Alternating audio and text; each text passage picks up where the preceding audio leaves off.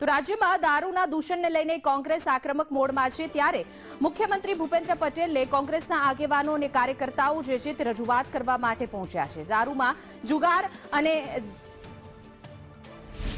ધારાસભ્યની video ક્લિપો પણ જાહેર થઈ છે, ઓડિયો ક્લિપો પણ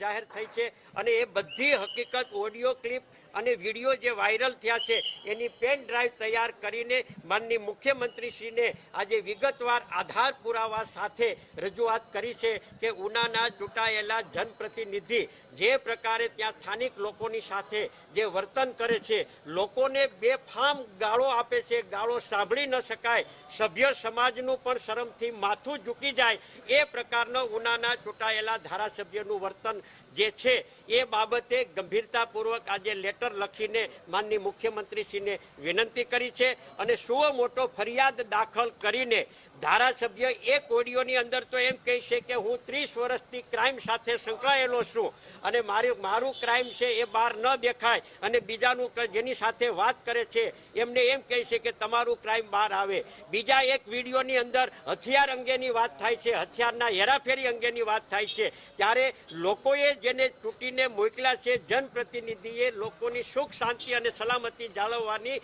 જવાબદારી સત્તા પક્ષની અને સત્તા પક્ષના ચૂંટાયેલા જનપ્રતિનિધિઓની છે, ત્યારે ચૂંટાયેલો જનપ્રતિનિધિ જ આ પ્રકારનો જો વ્યવહાર અને વાણી વર્તન અને ચારિત્ર બાબતે જ્યારે વાત કરતા હોય ત્યારે કાયદો અને વ્યવસ્થાની પરિસ્થિતિ અસરકારક કઈ રીતે જળવાઈ શકે આને ધ્યાનમાં રાખીને માનનીય મુખ્યમંત્રીશ્રીને ગંભીરતાપૂર્વક રજૂઆત કરી છે।